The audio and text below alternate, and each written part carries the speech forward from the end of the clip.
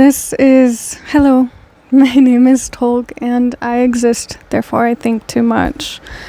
And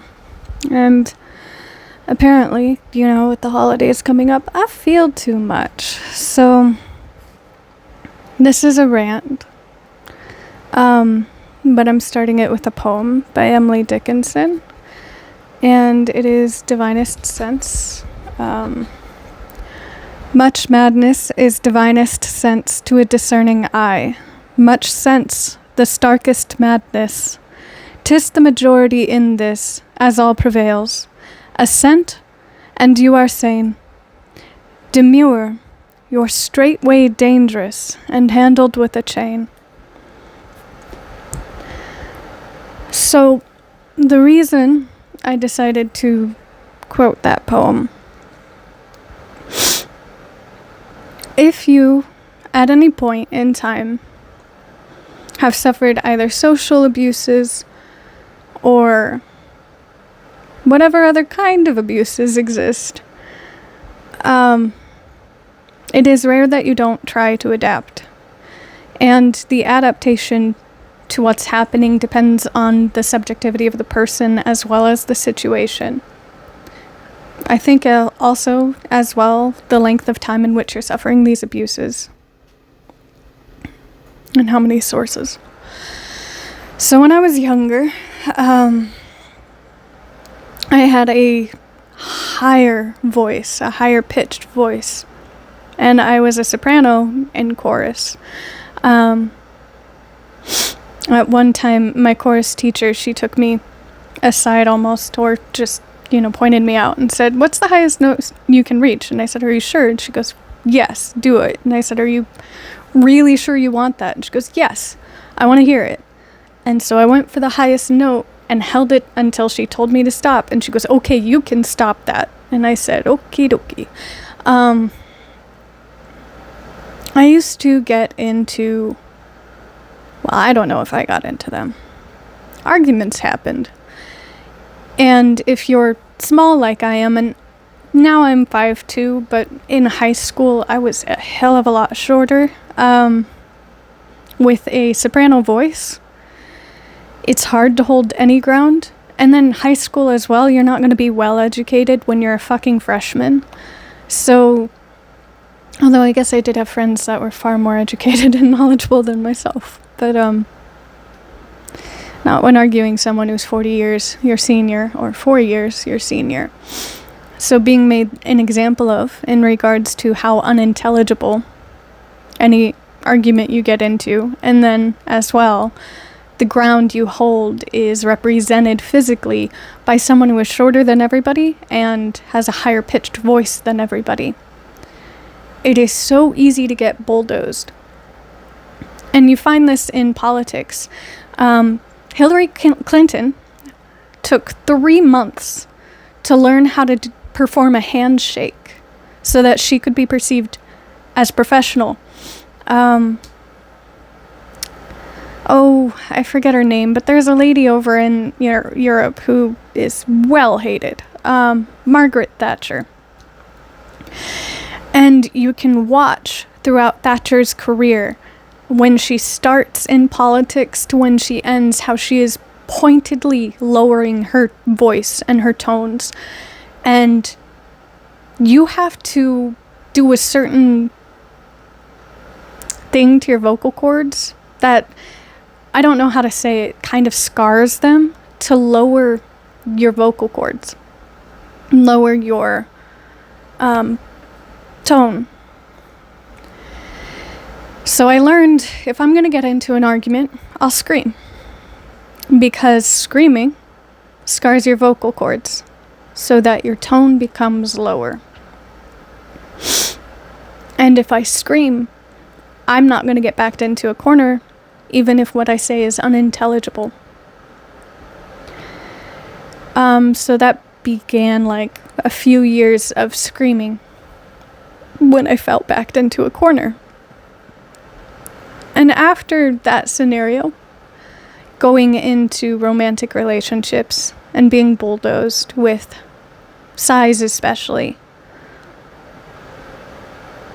I learned to choose your moment. Choose your moment to care. Choose your moment to not care. And that's not saying like caring about shit. It means like expressing your care for another person, your interest in them. Choose your moment to show affection and not. And then as well, choose how you're going to represent yourself when you are backed into a corner, based on the argument at hand and how much you stand to lose.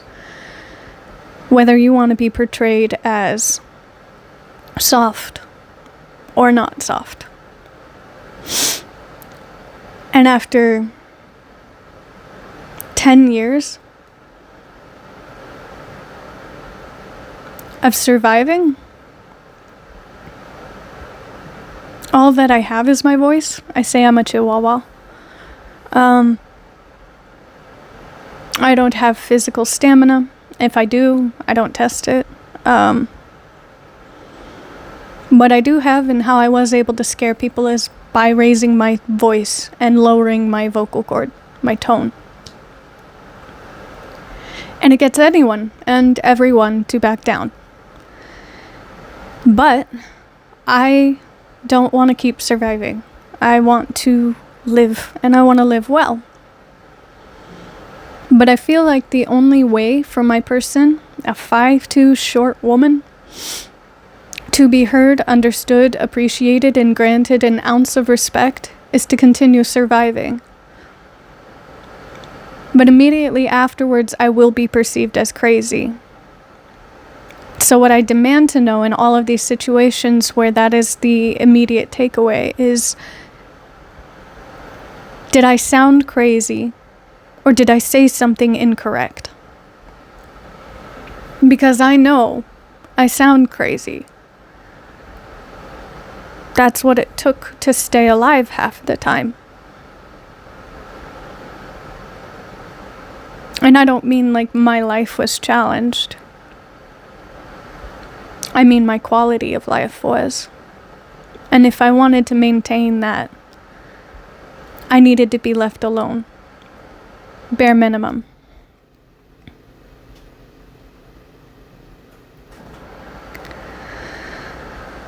So, demure, straight way, locked in chains, straight away. I'm not the only woman that goes through that. Many, many women talk about how having masculine traits saves them in any walk of life. But immediately upon masking yourself under masculine traits, you're perceived as less than societally. Your value goes down. So as a woman, how do you retain respect? Is it truly respect if what you want of someone is to fit your narrow understanding of what appeases you? Or is it truly respect to learn someone and be considerate? And bridging into the next topic, many people who have been abused take pride in that abuse. And oftentimes, the pride granted is if you put yourself into a situation and overcame it. On the opposite side, if someone puts you into a situation and you overcame it, there is shame. You have to be a soft, perfect victim that never stood up for yourself if you were put through something you didn't want to be put through in order to have an ounce of pride in yourself. But if you were put through something you didn't want to be put through, and you raised your voice, you stood up for yourself, you held other people accountable, you're awful. You're too much. You're not a good enough victim to be paid attention to.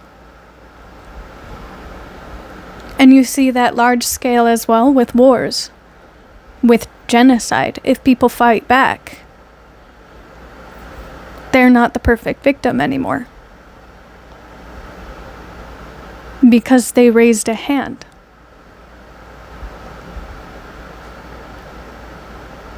How close does someone need to be to death in order to be taken seriously? And when you walk away from abuse, what is left of you? Are you only your ability to survive? Do people teach you how to get back into society?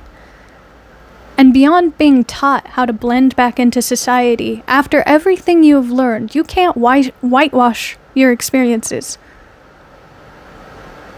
A lot of people end up wearing that abuse as a badge of honor because other people haven't gone through what they did, so they're not going to give them ground for what they went through because they don't know it exists. At which point they have to turn around and teach everybody the harshness, the things that they earned through their battle scars. But is that the entirety of what makes a person? Sure, your experiences build up who you are, but it's because of your takeaway from them, what you learned from those experiences. Those experiences yourself don't build you. It's how you interpreted those experiences that build you. But likewise, after abuse, it's really, really, really difficult to turn around to a society that has not suffered the same and try to blend and try to be soft again. And speaking personally, while I really want to be soft, I would love to be seen as delicate and, having never been hurt and therein never throwing up a defense.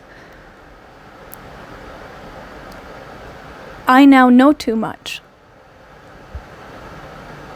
I can't look at someone walking too closely behind me the same as I did when I was 15.